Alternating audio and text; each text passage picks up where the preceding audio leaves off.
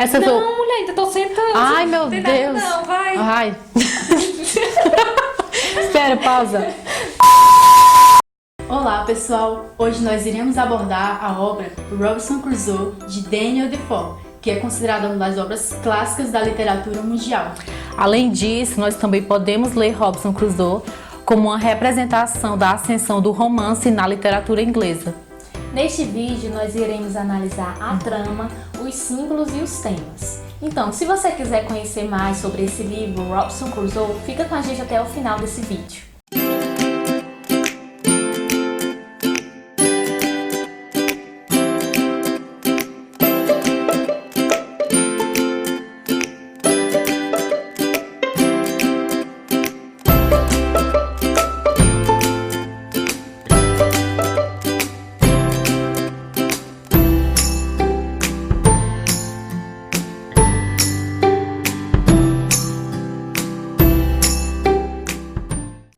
Bem, antes de adentrarmos na trama da obra, nos aspectos simbólicos e nos temas, é necessário que a gente entenda mais, saiba um pouco mais sobre a vida do autor, Daniel Defoe, já que a vida dele influiu muito na escrita de Robinson Crusoe.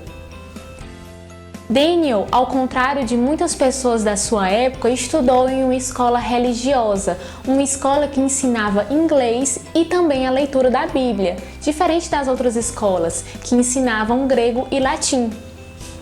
A partir daí, desse outro estudo de Daniel, a gente já vê que ele segue por padrões não clássicos, assim como a sua obra.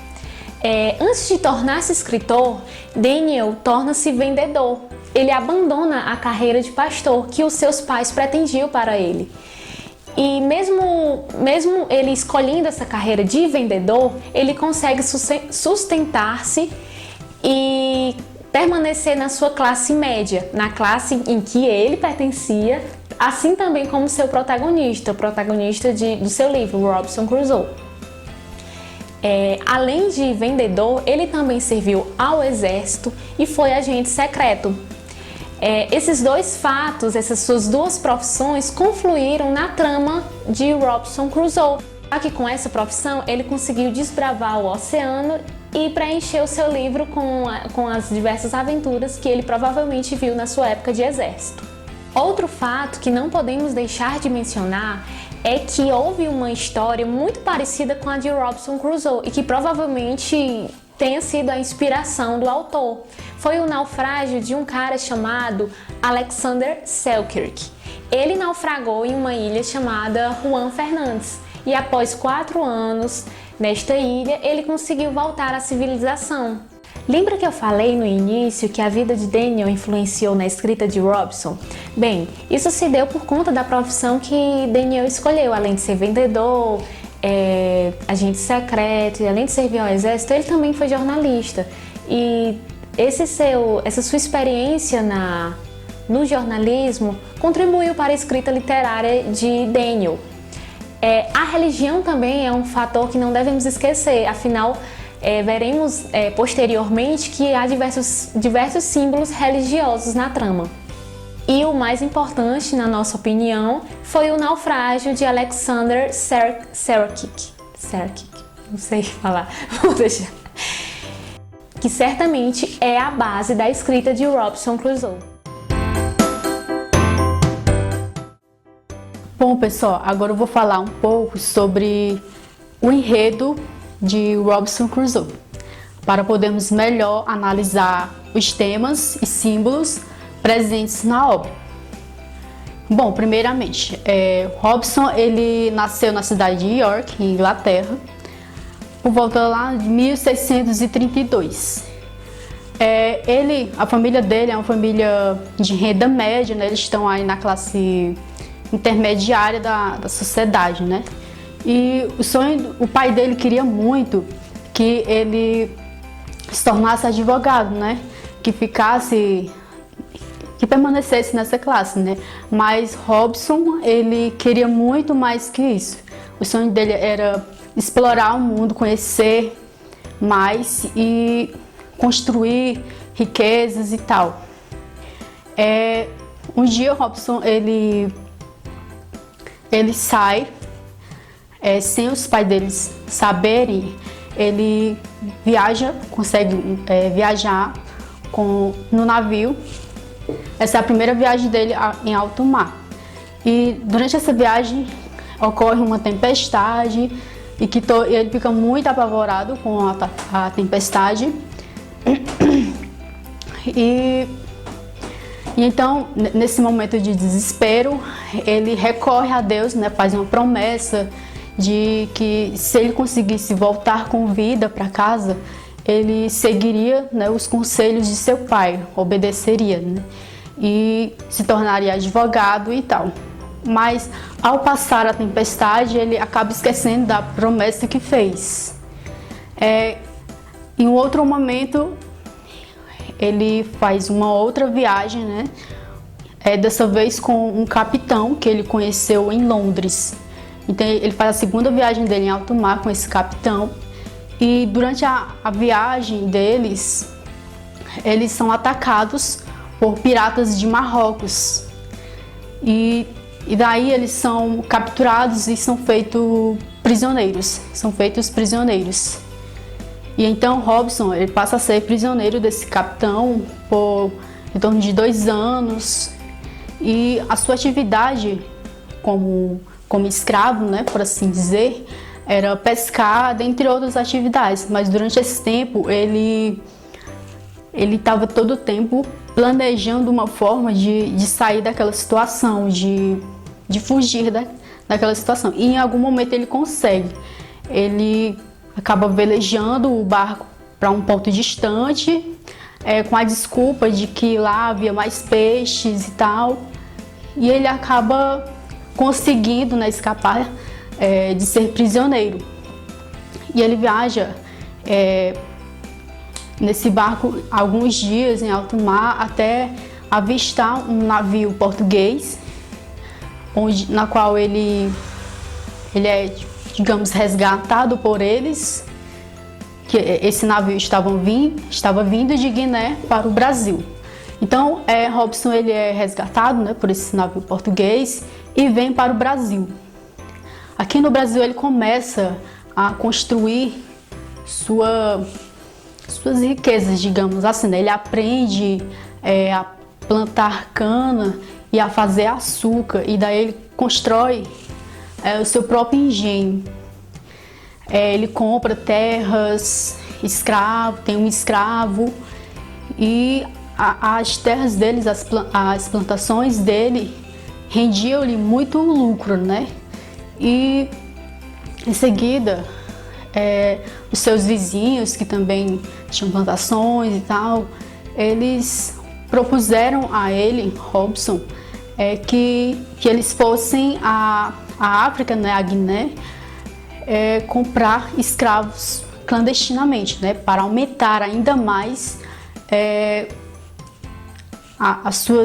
os seus trabalhos na lavoura, digamos assim, né, e produzir mais e ter mais lucros. Então eles decidem, o Robson ele concorda com a ideia de buscar mais escravos, que eles vão. Então eles viajam em alto mar em direção à África, né? Só que durante esse percurso, essa é a terceira viagem, a quarta viagem dele, né? Digamos assim, ao todo. E durante esse percurso em alto mar, eles passam por 2 furacões, né? No primeiro furacão eles conseguem driblar, digamos assim, não acontece muita coisa com eles, né? Mas logo após esse segundo furacão, eles não conseguem, praticamente todos morrem, com exceção de Robson, que ele é levado pelas ondas, pelas correntes marítimas, até a praia de uma ilha. E Robson, quando ele acorda, ele se dá conta de que foi o único sobrevivente. E de sorte que o navio ele não afundou, né? E as ondas, as correntes marítimas trouxeram os destroços do navio para próximo da costa. E então Robson ele nada até os destroços do navio e pega de lá as coisas, o máximo que ele pode, de coisas para a sua sobrevivência, alimentos, né, como arroz, pão, queijo, biscoito, ferramentas, munições e também um cachorro também foi um sobrevivente que vai ser a companhia dele por longos anos de vida. Então ele passa alguns dias indo até o destroço do navio, pegar essas coisas que serão necessárias para ele, para a sobrevivência naquela ilha. Então ele sente a necessidade de construir um abrigo para se proteger das ameaças da ilha, que ele não sabe o que é que há naquela ilha, se há pessoas, se há animais muito ferozes. Então ele constrói uma moradia, né, para ele, numa encosta onde tem lá na praia mesmo, perto da praia. Após isso começa uma longa jornada para sua sobrevivência, né? Ele começa a explorar a ilha em busca de outros alimentos, frutas e animais. Então, ele começa a caçar animais com as ferramentas que ele conseguiu do navio e ele acaba construindo sua própria fortaleza. Ele, com os grãos que ele recolheu do navio, ele constrói, né, sua própria plantação, ele captura animais para domesticá-los e ter sua própria, digamos, fazenda de animais. Então ele constrói ali sua própria fortaleza para se manter e não ter que ir mais para o interior da ilha, onde pode ser muito perigoso para ele. E nisso também das coisas que ele recolheu do navio, ele recolheu um diário também, da qual ele faz todas as suas anotações de tudo que ele vivencia, de tudo que ele observa. E também ele encontrou uma Bíblia, da qual ele fez dela sua companheira, digamos assim, pois ele fez dela sua leitura diária, pois todas as vezes que ele passava por momentos difíceis e também de doenças, que em alguns momentos ele fica doente, ele sempre recorre a Deus, né, e para se consolar. E ele está sempre lendo a Bíblia como uma forma de se aproximar mais de Deus, de ter essa segurança divina. Certo tempo depois, ele se depara com vestígios de humanos, né?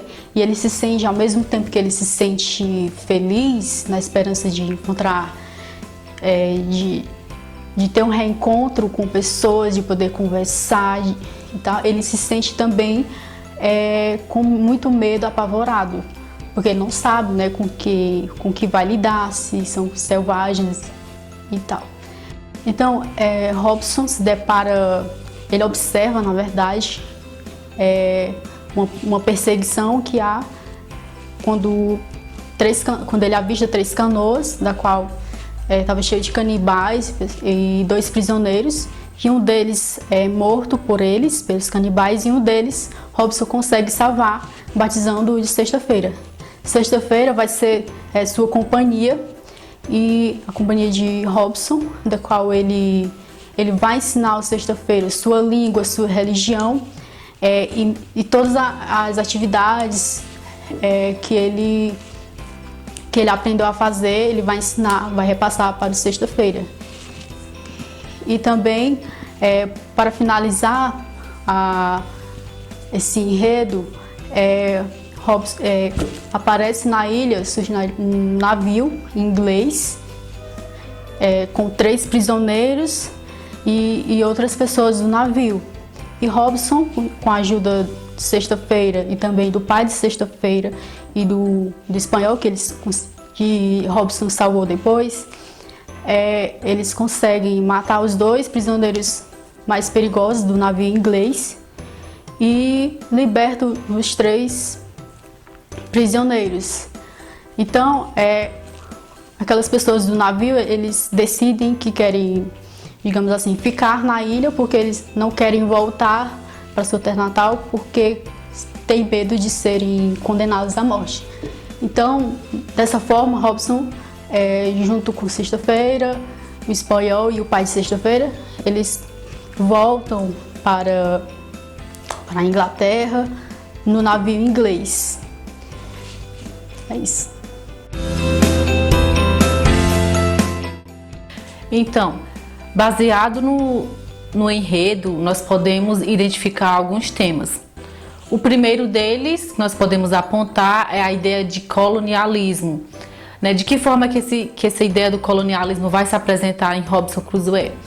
Nós partimos do pressuposto de que, no início, ele tem uma vivência centrada no seu lugar de origem, né, na cidade com a família, e a partir desse intuito de desbravar o mundo, ele começa a ter contato com essas viagens marítimas, começa a conhecer outras realidades, e nesse percurso, né, por exemplo, até ele se tornar um escravo na África, ele já vai despertando essa ideia de colonizar. Como assim, em alguns pontos no enredo nós identificamos fragmentos em que ele exerce a atividade de venda e troca. Por exemplo, quando ele compra um escravo, quando ele troca algum objeto valioso por algum tecido, como por exemplo, algumas especiarias e tal. Quando ele chega no Brasil, essa ideia de colonialismo, ela não vai se apresentar de uma maneira tão forte quanto a que vai ocorrer na ilha, que foi onde ele permaneceu por longos anos. Então, assim, no Brasil ele tem essa ideia, ele tem essa atividade de comprar terras, né, de se tornar quase que um dono de engenho. Na verdade, ele faz, né, constrói um engenho, onde ele começa a exercer essa função agrícola e tal. Ele deixa seus bens como um tutor e começa a desbravar o mundo novamente. Mas o colonialismo vai se apresentar de uma maneira bem mais forte na ilha, sobretudo quando surge no enredo a figura do Sexta-feira. Mas de que forma é que isso vai acontecer, né? Ora, se nós fizermos uma analogia com a própria colonização do Brasil, por exemplo, nós vamos identificar que dois fatores foram implementados bem no início, bem na chegada dos portugueses, né? Que no caso, nós tivemos a língua portuguesa e tivemos também a ideia do catolicismo. Em Robinson Crusoe, nós identificamos aspectos semelhantes. Quando ele encontra Sexta-feira, as primeiras coisas que ele ensina é a língua, né? A sua língua materna, e para dar mais suporte, justificar essa ideia de colonização, as primeiras palavras que ele ensina à Sexta-feira são 2: sim e não. Então, no enredo, nós identificamos trechos em que, imediatamente após esse contato, Robinson Crusoe já passa a ver Sexta-feira como seu escravo. Tanto é que no livro ele se dirige a Sexta-feira como meu escravo, meu servo, né? Quando ele salva Sexta-feira, a primeira atitude de Sexta-feira diante daquele ato, e sobretudo por ele estar surpreso, né, com a arma, né? Tanto é que ele no livro ele traz essa ideia de um pedaço de madeira que tinha um som de um trovão, né, se referindo ao disparo da arma. Qual é a atitude de Sexta-feira em relação a isso? Ele faz um gesto de reverência.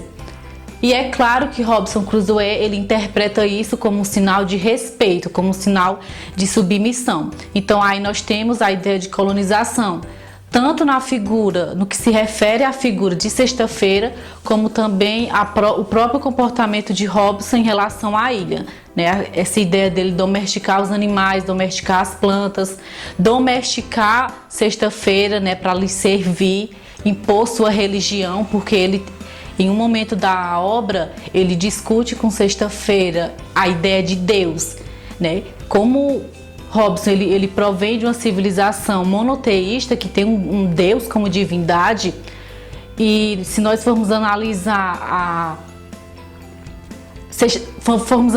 Sexta-feira em sua realidade ali na ilha, provavelmente ele vinha de uma concepção politeísta, tanto é que ele se refere ao Deus, né, que eles acreditam, e Robson começa a abrir com ele esse diálogo em relação à figura de Deus e em relação à figura do diabo. Então eles ficam nesse embate, mas o objetivo é fazer com que Sexta-feira assuma esses comportamentos, né, do seu senhor, né, no caso Robson. Então nós temos a língua, nós temos a religião como fatores que vão fomentar esse processo de colonização. Outro tema que nós podemos identificar também é a ideia de individualismo, né? Alguns teóricos vão apontar que em Robson Crusoe nós vamos ter uma menção a esse individualismo moderno, que seria exatamente essa ideia do homem ser capaz de viver sozinho, de dominar o mundo sozinho. Então é meio que cada um por si. Então assim, em Robson nós notamos esse comportamento. Ele passa por diversas aventuras, algumas fracassam, e aí é quando ele começa a ter, né, a refletir sobre o que ele fez, se o que ele fez é certo, começa a ter um certo temor a essa questão da providência divina, que vai ser outro fator que eu vou explicar daqui a pouco.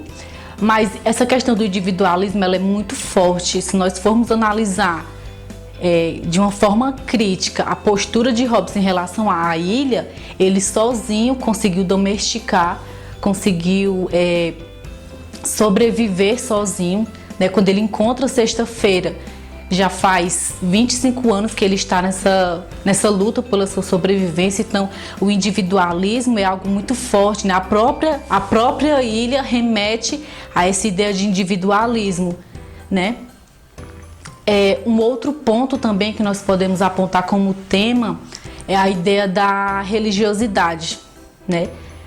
Bem no início do vídeo nós apresentamos a ideia da religião como algo forte, né? Daniel Defoe ele vem de uma família presbiteriana, e aqui em Robson nós vamos ter também um personagem que tem essa ligação estreita com a religião.